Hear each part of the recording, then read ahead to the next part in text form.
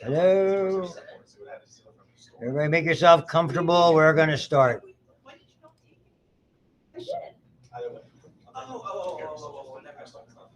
So before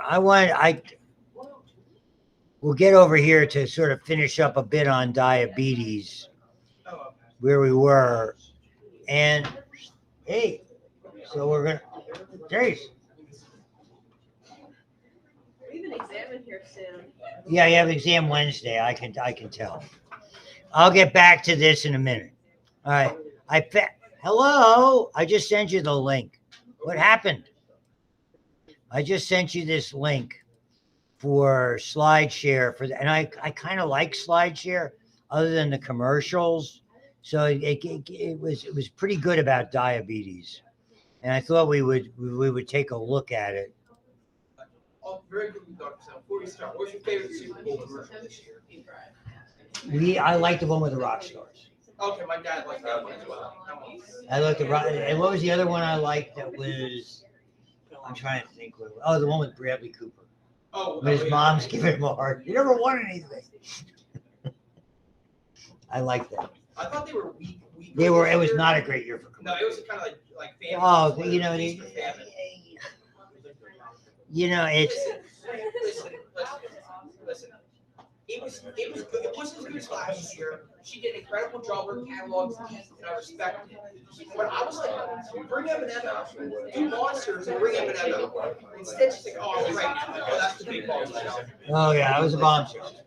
All right, hey, and the field. I mean, I know if that contributed. That was the worst field. There were people slipping all over the place. Here we go. Come on, talk to me, ladies and gentlemen. All right. I'm gonna sort of narrate off, and because I was looking for something that gave you a little bit of an idea of the pathogenesis of and sort of a background for diabetes. I was just thinking it's so terribly important, for that particular disease. So when they say heterogeneous, because there's multiple types, metabolic disorder, chronic hyperglycemia, it's nice that they spelled it right, and irregularities in carbohydrate, fat, and protein metabolism. So we'll start with that. I can't make head or tail out of this. This is just, I'm guessing this is, how many people have it. And interestingly, type 1. Remember when I introduced the juvenile and insulin dependent were the old ways? There's a lot of, I'll give you the evidence has been around for a long time, is the potential of it being an autoimmune in nature. What we consistently saw in late stage diabetics, particularly those who were insulin dependent, in the old days, it was in the medical literature back in the 30s, it's got a fancy name you don't have to know, called Kimmel-Style-Wilson, 2 proper names, disease.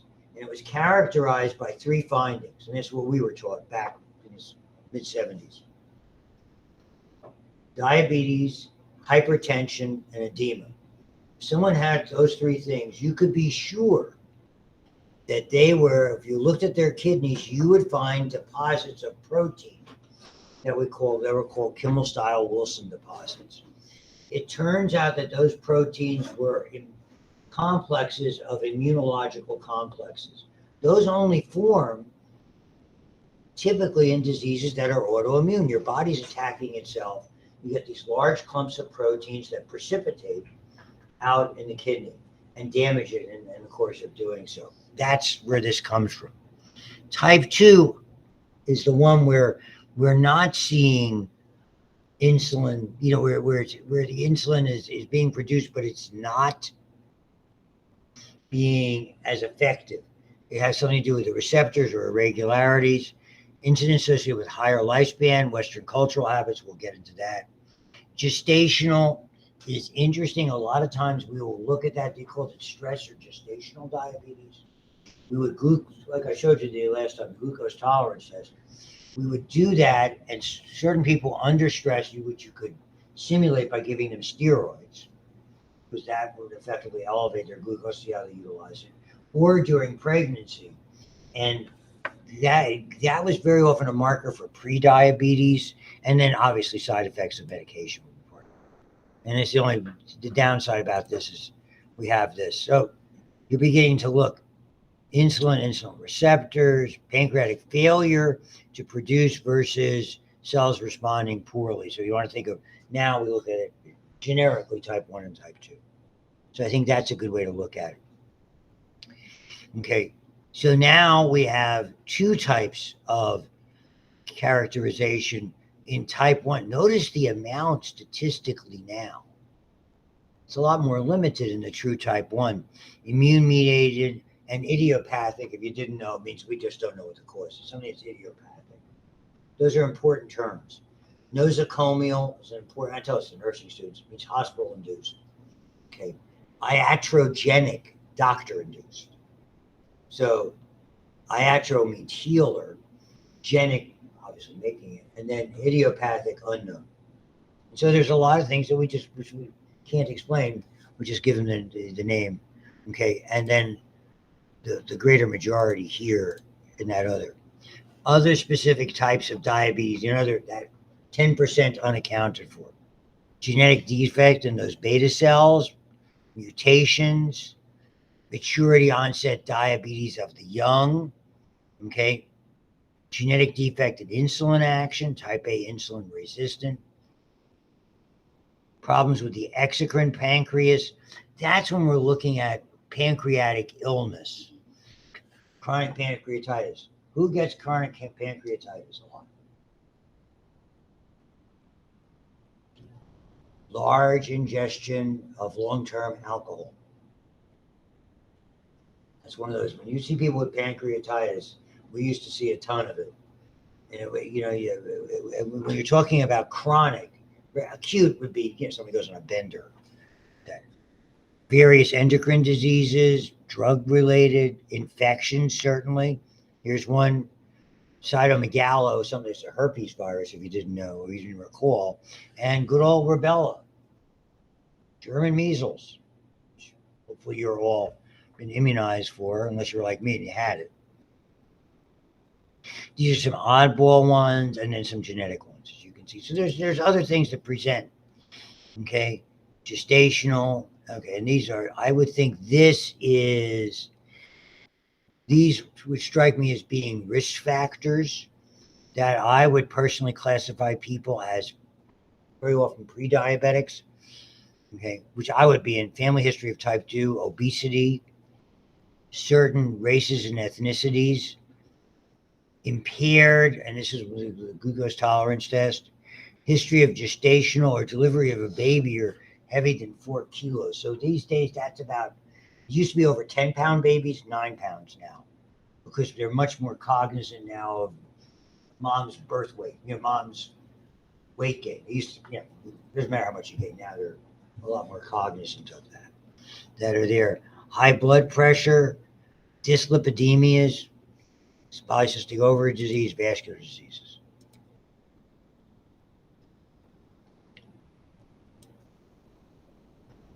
So, and this is the type 1, insulin dependent, if you want to think of it, the different subtypes, autoimmune destruction, which usually leads to insulin deficiency. And as you can see, the distinction is, even though they're presenting the same, it's the autoimmune markers. So being able to tag those particular the antibody autoimmune markers are part of it. And then here you have the type 2. It was previously called maturity onset, but it's now known that occurs, and this is so many different names for it: metabolic syndrome, syndrome X, and it doesn't. It's obesity is certainly a part of it, but it's the inactivity. It's being like so many just stuck in front of it. The diet, the lack of physical activity, the lack of desire to do physical activity, which I just consider this age.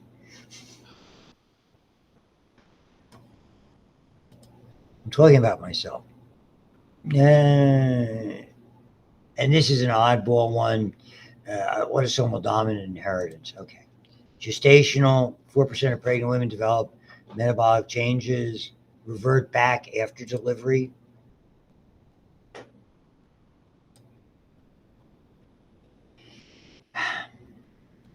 Okay. So I was looking at the pathogenesis. This is insulin metabolism. Obviously, it's a pro-insulin, undergoes proteolysis. Okay. And effectively, all the insulin that people are taking, I guess with very rare exceptions, are all DNA, recombinant DNA. They're showing you some of the insulin. So hypoglycemia is the trigger. And so transport into the beta cells includes nutrients in the meal, ketones, amino acids, etc., that are there. And it gives you the sort of the laundry list on how this goes about, how the release is triggered. We don't have to go into that in any great degree of detail at this point. Not a diabetology course. Tyrosine kinase, this may be the significant one. Again, phosphorylation, etc. And these reactions on target cells are responsible for mitogenic, so they stimulate mitosis, and anabolic actions of insulin, glycogen synthesis, glucose transport, protein synthesis, lipogenesis, and again, underscore with the fact that it's carbohydrate based. So it's the utilization of carbs. I don't gain a whole lot from that. I look at these types of things and say, and see what goes on with here. I mean, antibodies, inflammatory changes, immunological changes, and they're going to look at the pathogenesis versus this mostly related to hyperglycemia and the problems with being unable to utilize the sugar appropriately.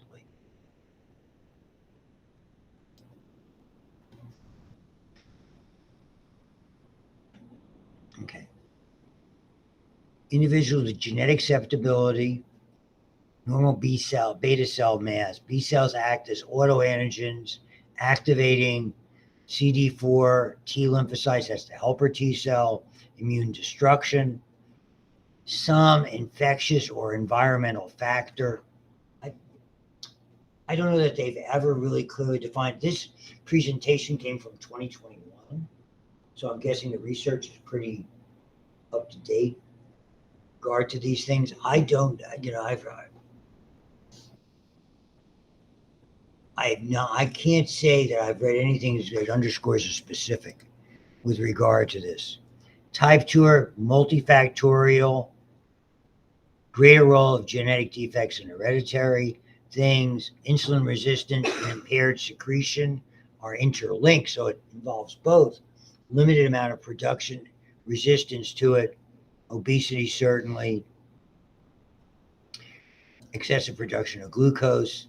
And now you get all these different things that are associated, which to a certain extent. So what do we see with hyperglycemia? Signs of it: polyuria, polydipsia. In some individuals, weight loss, depending on the type, particularly type 1.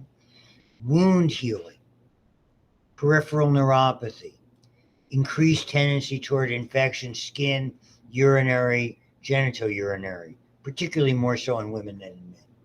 That you begin to see that. It's one of those little tells that you look at. I'll often have family members, either direct or indirect, for my wife's family, when they talk about the minute they start saying, well, it's taking a long time to heal, bing, bing, bing. I'm thinking, is there underlying diabetes? My stepdaughter, I've never seen anybody drink that much water. She was making me wonder, but she's been tested, and it's always been, but the fact that a test is negative today doesn't mean it's going to be negative 5 years from now. To understand that, to me, that's a little bells and whistles that talk me. Generalized weakness, fatigue, variety of things, blurred visual changes. So, I mean, all of these are just little things that are there. So type 1, generally before 35. Onset is relatively abrupt.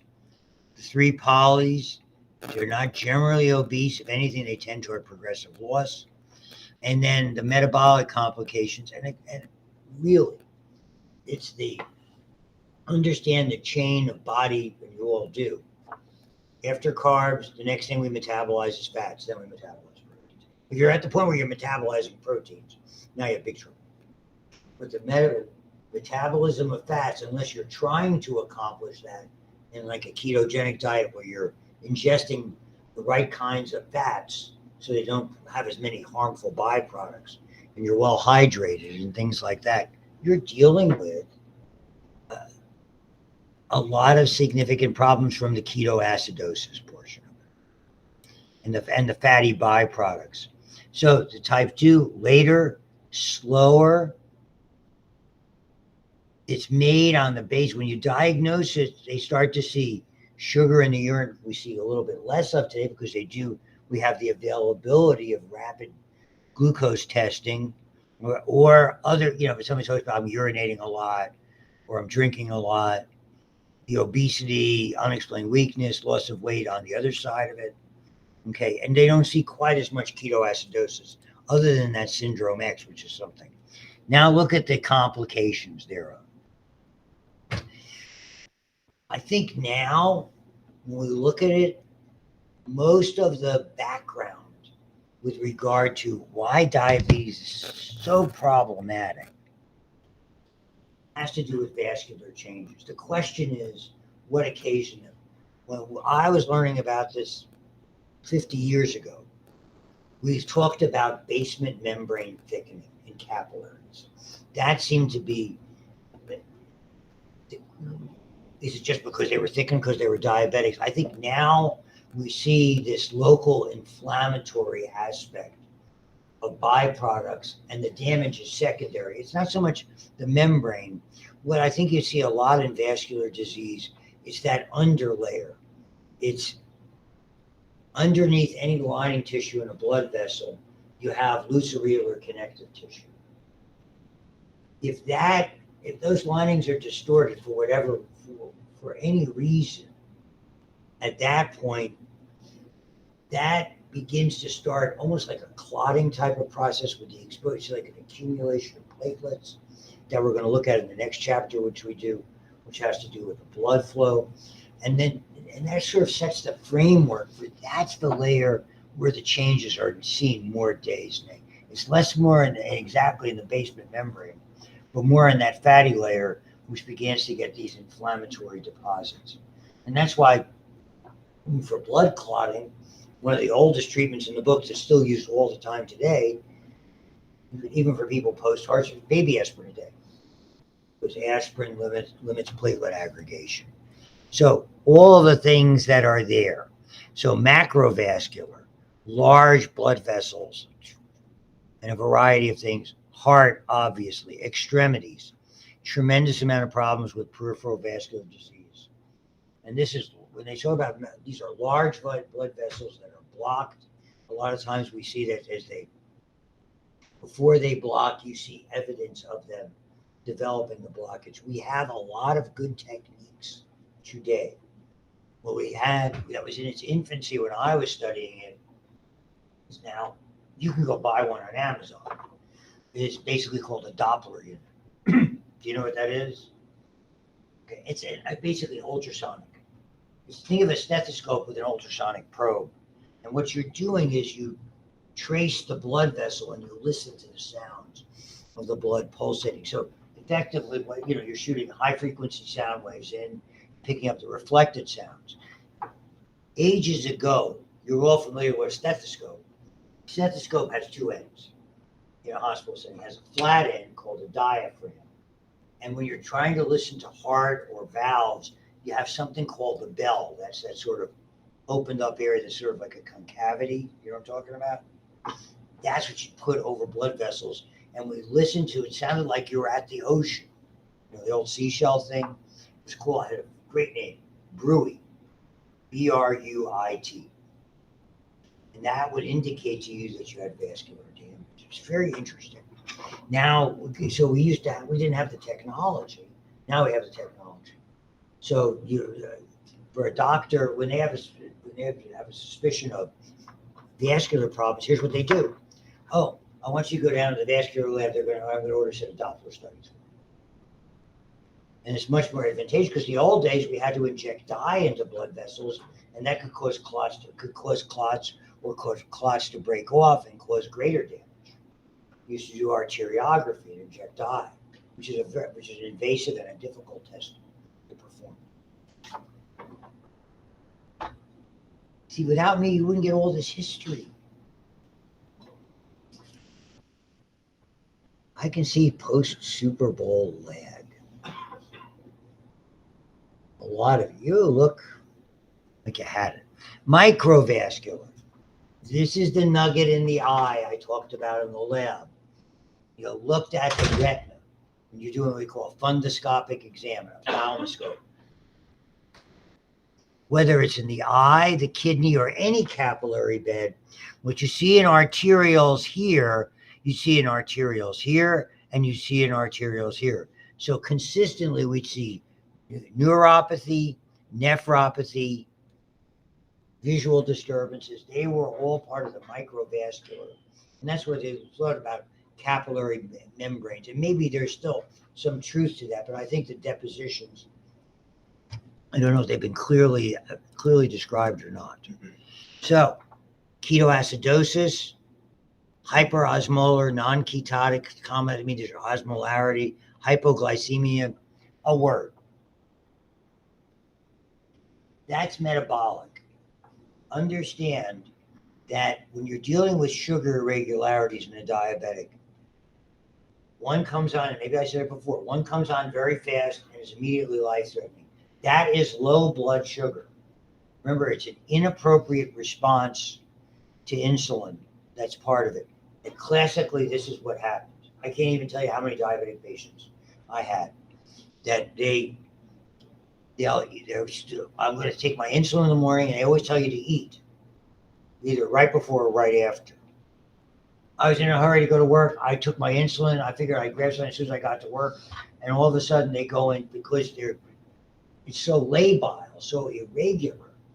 The response, by not eating, they bottom out. Their blood sugar goes below 50. That's an immediate life-threatening situation. Anytime a diabetic comes into the emergency room and you have some information either from someone they're with, or they have a bracelet, or they have a card, or they have a necklace, something that tells you they're a diabetic. You can get a tattoo. What's it whenever they have to get like limbs amputated? Pardon me? I know when it comes to like limb amputations, where sometimes the blood sugar levels get low, or is that something different? Yeah, it's not so. That would just indicate that the blood vessels were damaged to start, I think. Okay. More than anything else. Normally, that's a later stage complication. Okay, it's not acute, but when blood sugar gets low, what you're worried, could you go out? You immediately feel disoriented, you perspire, your heartbeat becomes rapid. Okay, so it's almost like a hypoglycemic kind of a shock because your brain requires sugar. So the treatment when your diabetic comes in the emergency room is we give them sugar. If their sugar is 800, it doesn't matter if it goes to 1,000. We can get that down. Mm. That's not an 800. Absolutely. Are they in diabetic ketoacidosis? Possibly. But I mean, at least that's going to kill them more slowly. And the old saying is you always got to deal with something that could be the immediate killer that's there. Because I knew, I had a teacher who lost his leg. He was type 1 diabetic. He went hiking, and his blood sugar went low, and they ran out of snacks or whatever, and he lost his leg. Yeah, I mean, it probably wasn't an immediate cause, but the fact that probably a circulation collapsed to a certain extent, and a leg that was already limited viability became non-viable. Gotcha.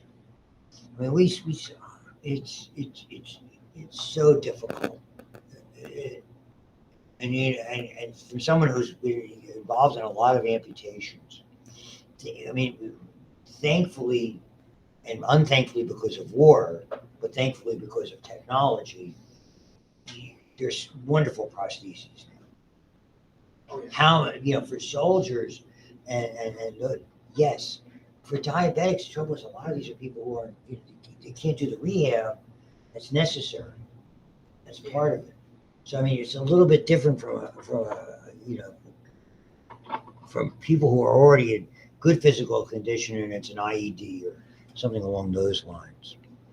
And so I've seen so many of these between the blood vessel, the micro angiopathy, those are the ones with the kidney that we were discussing in MCAT. The nephropathy, that's the kidney. Neuropathy, this tragic loss of sensation, whether it's mediated because of an enzyme lack, whether it has to do with blood vessels going to nerves, or whether it's just some unusual response that we haven't really identified the mechanism that's there. So all of those are to me, are part of it as well.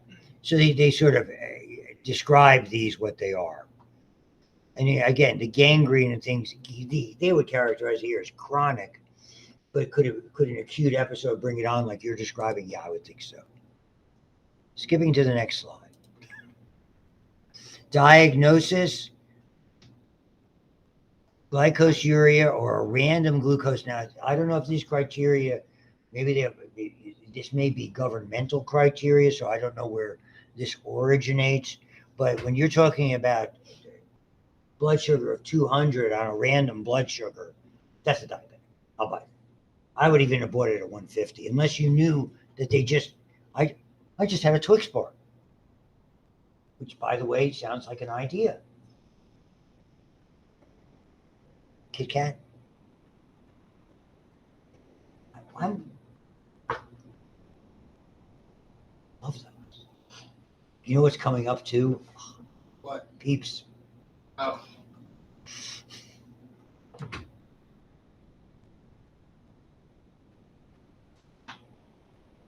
Because I was getting something out of my wife's car, and there's a little bag of like mini marshmallows in there. Well, I'm getting it because my mom likes marshmallows in her hot chocolate. Yeah, sure. Why is it sitting in your car open? You a big Peeps fan? Oh. What I had to color? go to Peeps Anonymous. What color you like? Yellow. The original. Are you? I had to go. Hi, I'm Lou. I've got a 10-box Peeps habit a day. Hi, Lou. Girl Scout cookies. Thin Mint's coming Oh yeah. from Dr. Hannah. Got 2 boxes each from each of her daughters. Bless you. Bless you. Thank you. You don't like Thin Mints? No, I love them. Oh, in the freezer, Mhm. Yeah. and you take them out. Once you open the sleeve, you're done. That sleeve's done. It's history. You can. That's why I said, "Wow, any other one?" She goes, "No, just Thin Mints this time." See, I was married to a woman who didn't like chocolate. And that probably explains why it only lasted 33 years. The cold smoke, the car cold smokes. Okay, that's right. Samoa's, yeah. They were my favorite. Oh. That and then there was where they tag alongs. Oh, tags. Oh, yeah. Oh yeah. Don't even start. That's the best part about being. You always end up. People have those extra ones. We'll see them out there in the atrium. So 200. Okay, asymptomatic cases where there's a persistently elevated fasting glucose. Okay, it's nowadays, like I said, if you can get a glycosylated hemoglobin, that hemoglobin A1C, and it's over the appropriate, whatever the parameter is, you're there. The glucose tolerance test is still utilized. It's just, it's, and a lot of times we'll see people who are, and it was an old term that they use here, chemical diabetes, where they showed it, their glucose tolerance test is abnormal, but they had absolutely no other indication of it. And frankly, most people, other than the ones who are strict type 1, it's lifestyle changes, it's diet, it's exercise, it's avoiding certain things. It's easy to accomplish. If somebody wants to accomplish it. You know, and frankly, that's really where it is. Years ago, you probably did this, one of your bio classes, even high school Benedict's test. could utilize for glucose. We used to dipstick all of these things that were there. And I see now the criteria is a little bit different, but the hemoglobin A1C, the albumin test, a variety, testing for antibodies, etc. All of those play a role in it. So look where they start. Assuming that that you don't have to utilize the insulin. Nutrition, exercise, monitoring. There's other pharmacological agents. I've always been a little dubious about them. It is very much multifactorial. And that was the great thing about the Joslin Clinic. And this is something we saw in younger diabetics, both insulin and non-insulin dependent. Their idea was to get everybody in the family involved. Husbands, wives, so spouses, children, parents, depending on the situation, so that people would be aware. It's aggressive control early has been shown repeatedly to be the one to evolve to avoid the eye changes, the kidney changes. The statistic's been around forever. 25% of people needing kidney transplants or on dialysis, diabetes. Blindness, 25% diabetes. Diabetes. And it gets worse, and it's worse for people of color. It's just the way it is. I'm going to skip in a minute. Okay, now they're showing you some of these different things that are there, with regard to, is it insulin? Is it a combination therapy? And I mean, you can see sometimes some of these agents, and I'm unfamiliar at this point in time, some of the problems with these agents have been that there have been a greater degree of side effects, and there was some implication in vascular disease, at least when I was a student of this. Hopefully they have changed over time. I don't know enough about it. So, I mean, I like SlideShare, and if you're looking for stuff, I think it's a useful area to go into. I'm just saying. Let me get back and try to finish this up.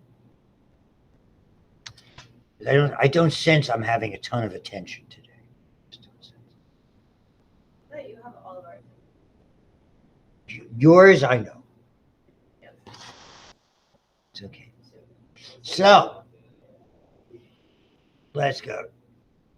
These are the things, talked about this before, that can cause the release. You saw that stupid thing. This is kind of where we were. Lipidemias, high levels of fatty acids.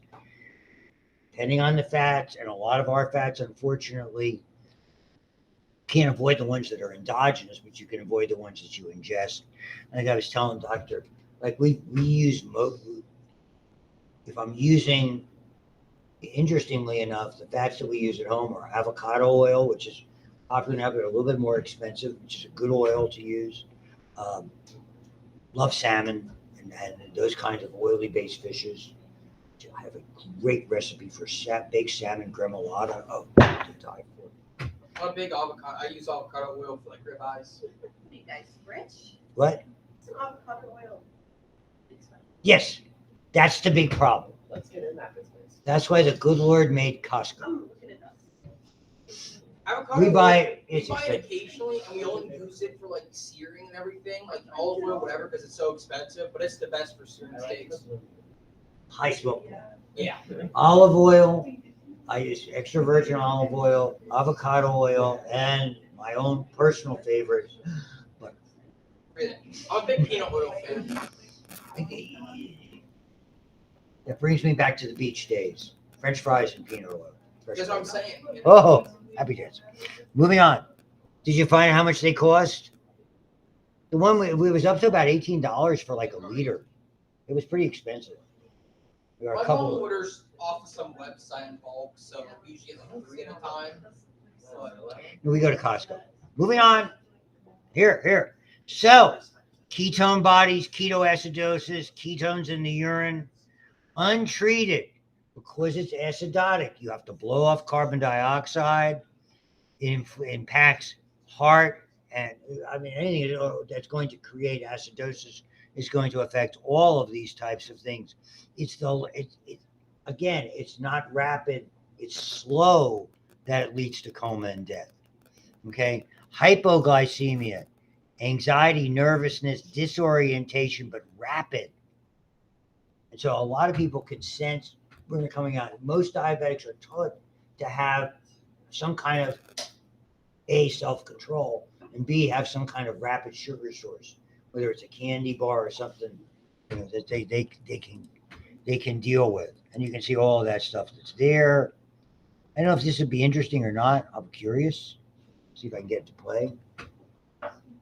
The sugary snack you devour enters your digestive system and is broken down to simple sugars like glucose. Glucose enters the bloodstream, causing an increase in blood glucose levels. But various mechanisms bring blood glucose back down to its normal level, the set point. This is an example of homeostasis, the body's tendency to maintain relatively constant internal conditions. That it? Hormones produced by the pancreas regulate blood glucose levels. Let's zoom in. When blood glucose levels are high, glucose molecules leave the blood and enter beta cells in the pancreas. The beta cells respond by releasing the hormone insulin.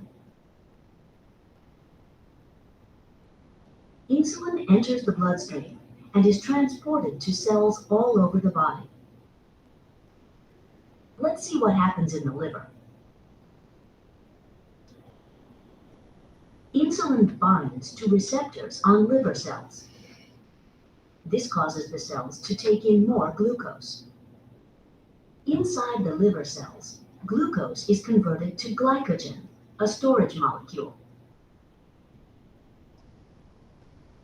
Blood glucose levels decrease as glucose is taken up by liver cells and other body cells.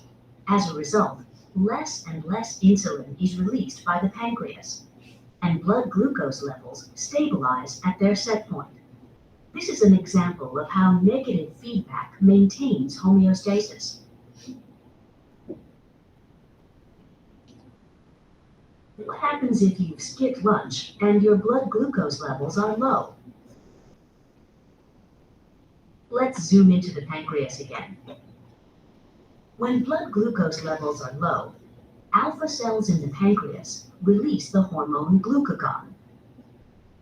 Glucagon enters the bloodstream and acts on target cells in the liver.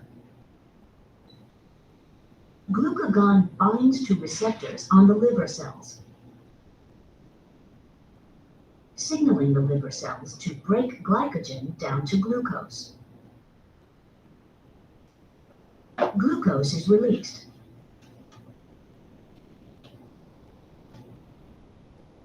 And blood glucose levels increase. As a result, less glucagon is released by the pancreas, and blood glucose levels stabilize at their set point. In this way, two hormones with opposing effects allow the body to maintain homeostasis of blood glucose levels.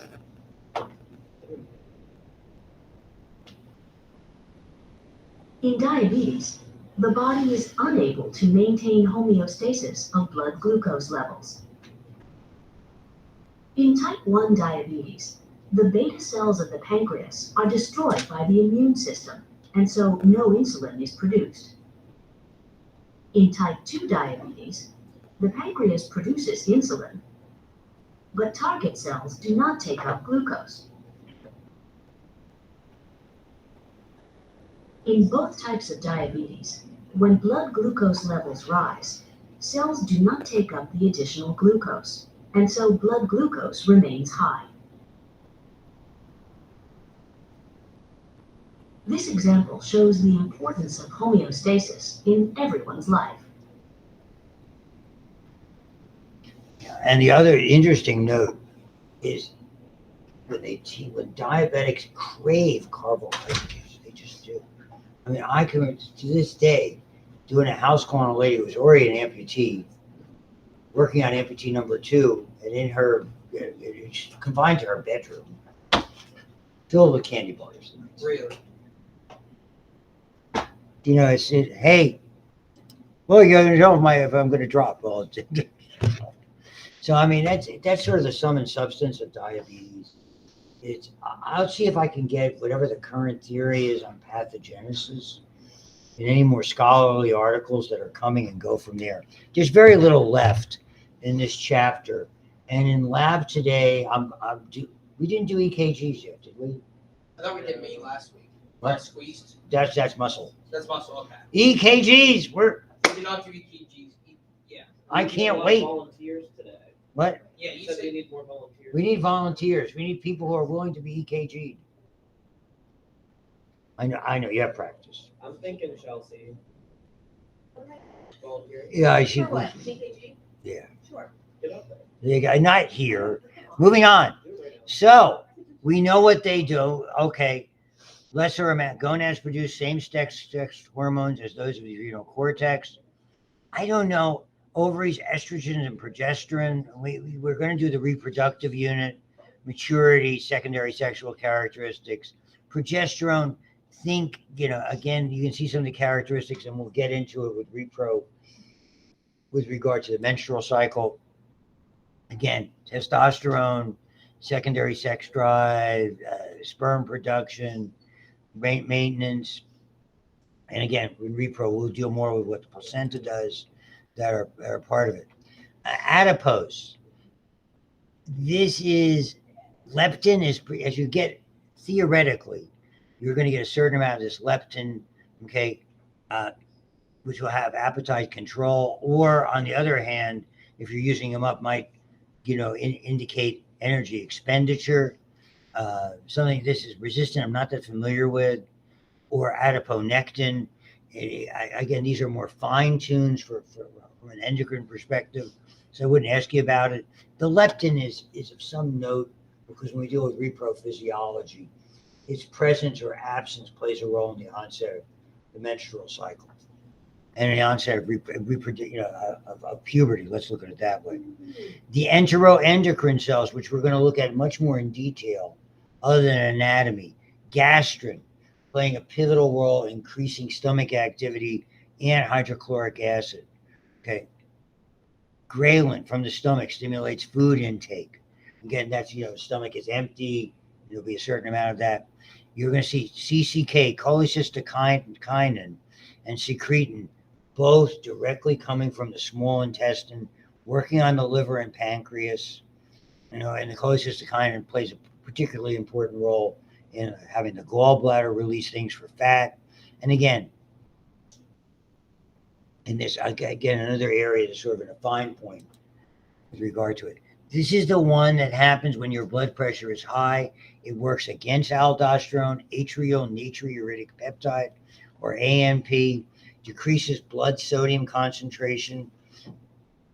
And by doing so, basically, it gets you to diurese out sodium, sort of the opposite effect of aldosterone. The kidneys, very important. We get the kidney function. Erythropoietin is the major trigger for red blood cells and to a limited extent, testosterone. And what's interesting about that is we see, and I commented on this to the MCAT folks, when you have kidney disease, very often, most of the people I treated with chronic kidney disease were diabetics as well. They were anemic and very often had to take the genetically manufactured erythropoietin, which has been around for about 30 years, which at the time was known as Procrit, and we'll explore that renin-angiotensin aldosterone mechanism again in detail. This is osteoblast. So again, manufacturing in bone, pancreas, more insulin, limits fat storage, activated by insulin. We see it's a marker for type 2 diabetes, and the enormous role of vitamin D. The precursor is called cholecalciferol.